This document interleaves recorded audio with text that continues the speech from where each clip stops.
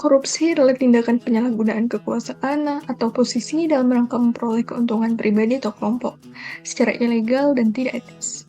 Ini mencakup penerimaan suap, nepotisme, kolusi, atau tindakan korupsi lainnya yang merugikan kepentingan umum. Berbicara tentang korupsi adalah salah satu hal yang dapat mempengaruhi pemilu dengan berbagai cara, termasuk suap, penyalahgunaan dana kampanye, dan manipulasi hasil dari pemilu.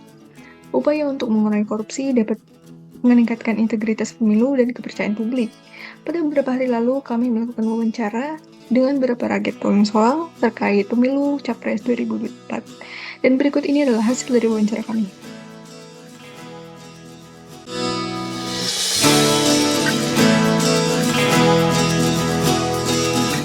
Di sini saya dari Fakultas Industri Kreatif mau wawancara tentang kampanye 2024. Bapaknya dengan Bapak siapa? Pak Iska Dari ini rekanan Telkom. ya, Pak. Untuk yang pertama itu ada pertanyaannya, apakah Bapak kemarin melihat ini debat calon presiden? Lihat. Pendapatnya gimana nih Pak tentang debat yang kemarin itu? Saya yakin kemarin debat itu kurang greget kalau menurut saya. Yeah. Jadi banyak istilah yang mungkin belum dipahamin ya. Yeah. Istilah-istilah yang baru atau mungkin itu strategi atau apa belum tahu. Iya, Pak. Pada intinya Sama ya Pak? sama. Iya. Terus untuk yang kedua ini kan ini kampanyenya tuh kayak digital gitu kan Pak, kayak kurang ini kayak nggak pakai tradisional yang kayak di debat secara langsung gitu kan. Nah menurut Bapak itu merasa terbantu nggak ya? Sangat terbantu sih, sangat terbantu kalau menurut saya. Iya Pak. Yang ketiga ini ada dari visi misi capres tuh menurut Bapak kampanye tahun ini keluh kesahnya apa ya Pak untuk lapisan masyarakatnya sendiri? Maksudnya? Kayak ini Pak kayak menurut pendapat Bapak sendiri itu kayak yang dilakukan oleh cawapres sama capres itu udah sesuai nggak sama masyarakatnya gitu? Dari debatnya menurut saya sih kalau dari 03 ya yang lebih unggul gitu ya Pak? lebih unggul kalau menurut saya dari mungkin segi pemberantasan korupsi ya itu kalau menurut saya. Iya Pak. Jadi kan kemarin udah nonton debatnya, udah ngeliat visi misi tiap calon presiden kan Pak? Ya. Bapak udah ada calon yang menurut Bapak, saya akan pilih ini nih gitu Pak? Kalau saya terus terang pendukung 03. Oh 03, wah. Gamai. Berapa persen Pak dari 1 sampai 100%? 90. Ya. Wah. Terus Bapak ada harapan nggak atau apa gitu untuk pilihan presiden tahun ini tahun depan? Kayak harapan Bapak tuh apa gitu? Ya mungkin lebih jujur kalau menurut saya ya. Jangan ada istilahnya permainan lah. Adil gitu Adil Pak ya betul. Jadi penyelenggara pemilihan juga istilahnya jangan cenderung condong ke salah satu paslon ya. Kalau menurut saya itu. Dan yang penting semoga pilihan 3 menang ya Pak, menurut Bapak ya? Harus menang. Wah.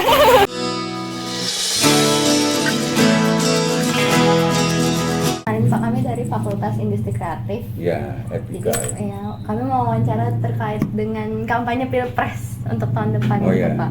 Sebenarnya Bapak ada nonton debat capres atau cawapres gitu? Saya sebelumnya belum pernah sih ya, karena tugas di sini terus. Jadi tapi dengar dari rekan-rekan sih ada.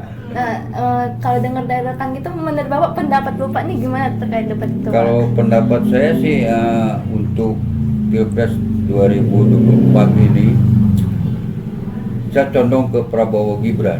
Oh, kenapa tuh Pak kalau boleh tahu Pak? Karena dari debat pun baru dengar dari rekan-rekan Gibran bagus.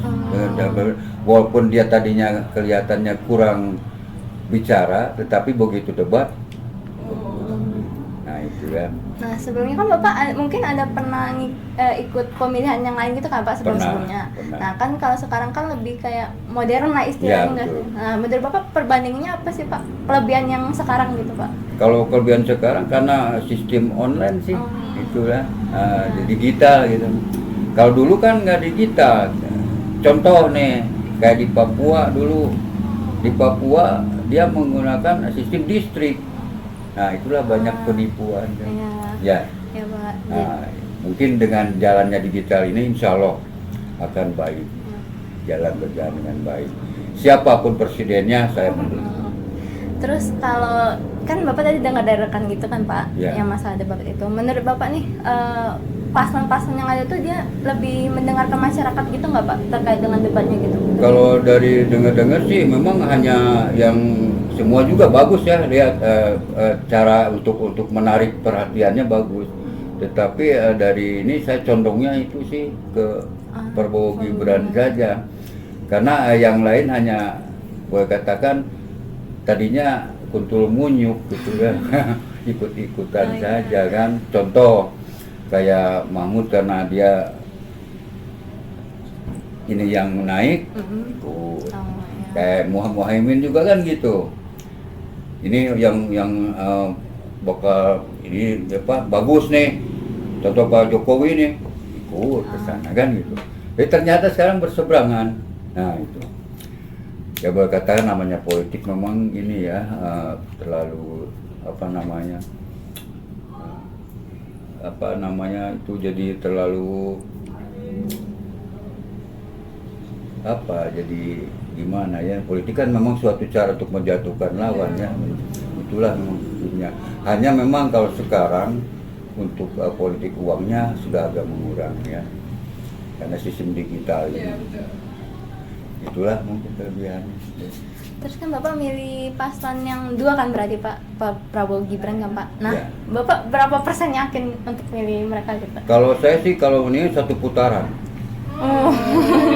Betul, sok aja lihat nanti. Karena dari segi ini dari ini untuk Jawa Barat nih ya, utama nih. Karena saya belum memantau ke daerah lain. Kalau untuk Jawa Barat, insya Allah. Kemungkinan Jawa Tengah pun saya mendengar juga condongnya ke sana. Nah ini Karena kan suara paling banyak kan Jawa Barat, Jawa Tengah sebenarnya kan, ya kan? Nah, itulah mungkin. terakhir nih Pak, harapan Bapak untuk calon presiden yang bakal kepilih apa Pak? Saya tetap Prabowo Gibran. Iya, harapan untuk mereka gimana Pak? Harapannya jelas Pak, untuk Indonesia lebih maju lagi. Karena apa? Kita sudah dijajah sekian tahun, tetapi ya begini-begini saja kan. Mudah-mudahan dengan adanya ini perubahan lebih condong kepada masyarakat, pendidikan Nah, ini. Karena dari segi ininya juga sama ekonomi pun dia akan tetap memperbaiki yang sekarang, yang ini dilanjutkan. Itu mungkin. Dari pembahasan mengenai upaya penanganan korupsi pasca 2024 dapat disimpulkan bahwa korupsi bukan hanya permasalahan nasional, tetapi juga merupakan tantangan global yang bersifat luar biasa. Perubahan akibat korupsi tidak hanya bersifat instrumental, tetapi juga paradigmatik, melibatkan pelanggaran nilai moralitas, keserakahan, dan pengingkaran kepercayaan. Korupsi memberikan dampak negatif yang signifikan bagi keberlangsungan bangsa dan negara. Penyimpangan anggaran akibat korupsi menurunkan kualitas pelayanan negara kepada masyarakat, mengurangi kepercayaan masyarakat terhadap proses politik, dan menciptakan ketidakadilan. Pelaku korupsi bisa berasal dari berbagai lapisan masyarakat, termasuk pejabat pemerintah, orang yang memiliki kuasa, dan pegawai pemerintah. Ruang lingkup tindak pidana korupsi melibatkan aspek hukum, ekonomi, politik, dan budaya. Terdapat berbagai teori yang menjelaskan korupsi dari berbagai perspektif seperti teori agency, teori kesenjangan kekayaan, teori sistem politik, teori kultural, teori rent-seeking, teori deterrence, dan teori ekonomi institusi. Setiap teori memberikan wawasan yang berbeda terkait faktor-faktor pendorong korupsi. Upaya penanganan korupsi pasca 2024 perlu melibatkan pendekatan holistik yang mencakup aspek hukum, ekonomi, politik, dan budaya.